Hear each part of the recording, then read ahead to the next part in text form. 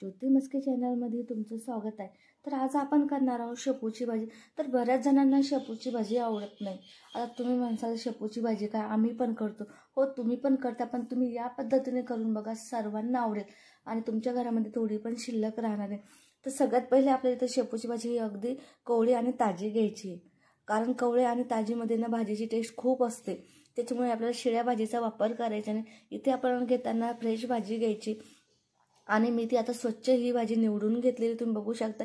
याच्यामध्ये आपण जाड काड्यांचा वापर केलेला नाहीये, अगदी कोवळी कोवळी भाजी मी ती निवडून घेतलेली। आता ही भाजी मी स्वच्छ 1-2 पाण्याने धुवून घेणार आहे, कारण शेतामध्ये बऱ्याच म्हणजे माती वगैरे लागलेली असते, त्याच्यामुळे आपल्याला किंवा फवारणी केलेली असते, त्याच्यामुळे आपण इथे भाजी 2-3 पाण्याने स्वच्छ धुवून घेणार आहोत। आणि इथे मी काही सेकंदासाठी ही भाजी अशीच पाण्यामध्ये बुडवून ठेवणार आहे, तोपर्यंत आपण बाकीची भाजीची तयारी करून घेणार आहोत। इथे मला आता डब्यासाठी करायची, त्याच्यामुळे आपल्याला अगदी कमी वेळेत भाजी करायची आणि कसा टाइम पुरेल या पद्धतीने मी ही भाजी करणार आहे, कारण सकाळी सकाळी सगळ्यांना डब्याची घाई असते, मिस्टरांचा डबा, मुलांचा डबा। तर तुम्ही या पद्धतीने भाजी करून बघा, अगदी कमी वेळेत होते। इथे आपल्याला खूप जास्त वेळ लागत नाहीये। आता आपली भाजी एका साईडने मी ठेवून घेते। तर मी इथे घेतलेली अर्धा वाटी तुरीची डाळ। आता ही तुरीची डाळ आपण कुकरमध्ये टाकून छानपैकी 2 शिट्ट्या घ्यायच्या आपल्याला। इथे ही अर्ध कच्ची डाळ शिजून घ्यायची आपल्याला।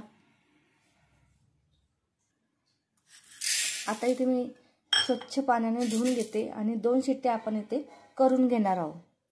इथे आपल्याला फक्त 2 शिट्ट्या घ्यायच्या, खूप जास्त डाळ शिजवून घ्यायची नाही आपल्याला। आता मी इथे हे गॅसवरती ठेवून घेते। आता आपण एका साईडने कुकर ठेवून घेतलेले आहे, तर इथे मी आता बारीक भाजी चिरून घेणार आहे, अगदी बारीक चिरून घ्यायची आपल्याला। मी आता छानपैकी कैचीच्या साहाय्याने बारीक चिरून घेते। तर इथे तुम्ही बघू शकता मी छानपैकी बारीक चिरून घेतलेली भाजी। आता आपण याच्यासाठी लसण आणि जर तुम्हाला हिरवी मिरची आवडत असेल तर तुम्ही ते हिरव्या मिरचीचा समावेश करू शकता, पण बऱ्याच जणांना शेपूची भाजी, डाळ भाजी आणि हिरवी मिरची म्हटलं की ॲसिडिटी होते, त्याच्यामुळे मी ते हिरव्या मिरचीचा समावेश करणार नाहीये।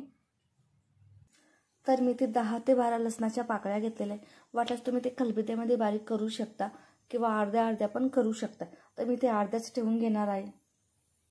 तर इथे आपल्या कुकरमधली हवा गेलेली आहे, मी खाली काढून घेतलेलं आहे कुकर। आता तुम्हाला मी सांगते आपल्याला कोणत्या प्रकारची डाळ हवी ते भाजीला। तर इथे तुम्ही बघू शकता मी अर्ध कच्ची डाळ शिजवून घेतलेली आहे या पद्धतीने। आता राहिलेली जी डाळ आहे आपली भाजीमध्ये शिजून तयार होते।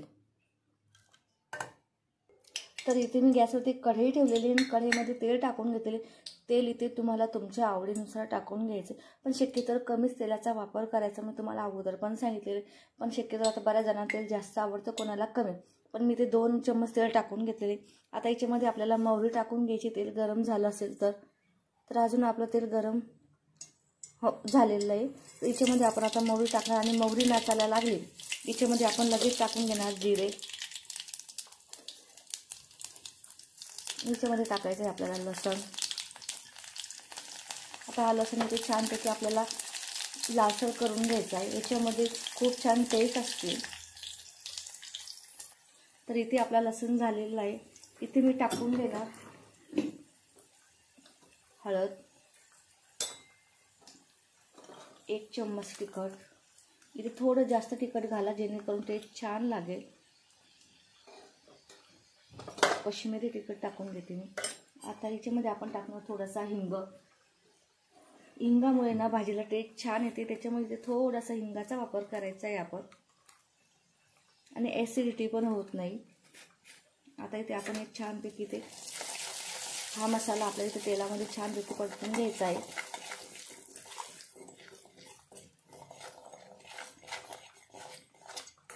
आता यामध्ये आपण टाकणार शेपूची भाजी। वाटल्यास तुम्ही इथे थोडासा शेंगदाण्याचा कूट पण ॲड करू शकता।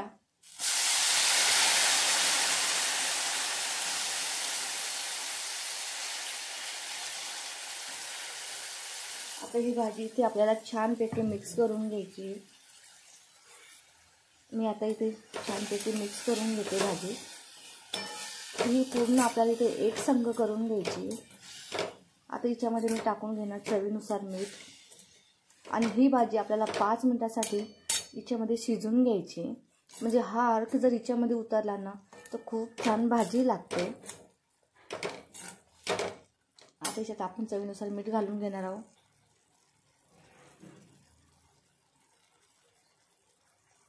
आता ही आपल्याला भाजी 5 मिनिटासाठी शिजवून घ्यायची.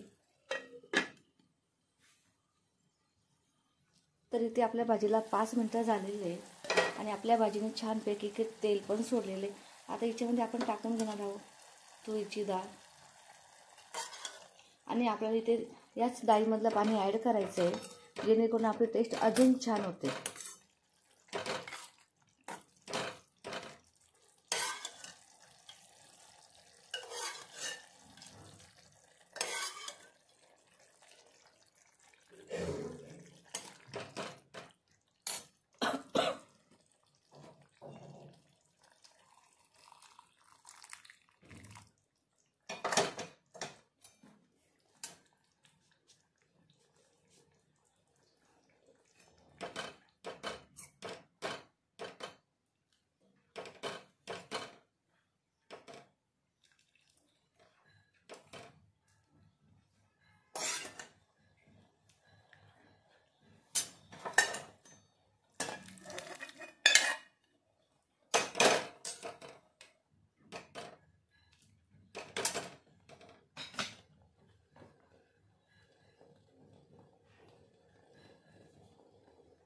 इथे मी आता पूर्ण डाळ आणि पाणी टाकून घेतले. तर इथे तुम्ही बघू शकताय आपल्याला थिकनेस कोणत्या प्रकारचा हवा आहे त्यानुसार आपण इथे पाणी ॲड करणार.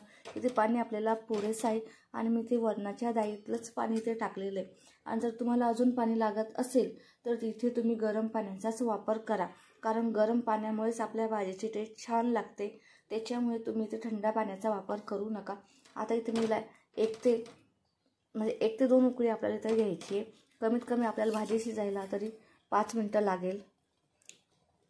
तशी आपली बरीचशी भाजी इथे शिजून तयार झालेली तुम्ही बघू शकता. आता याच्यावरती मी झाकण ठेवून देते आणि पुन्हा 5 मिनिटासाठी ही भाजी शिजून घेते. शेपूची भाजी तयार तर तुम्ही बघू शकताय या थिकनेसमध्ये आपल्याला. तर भाजी तयार झालेली आपल्याला खूप घट्ट पण नको आणि खूप पातळ पण नको.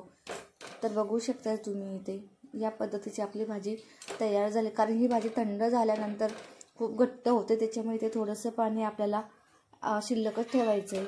तर आता तुम्ही डब्यामध्ये ही भाजी पॅक करू शकता. प्लीज माझा व्हिडिओ आवडला असेल तर लाईक, शेअर आणि कमेंट करायला विसरू नका.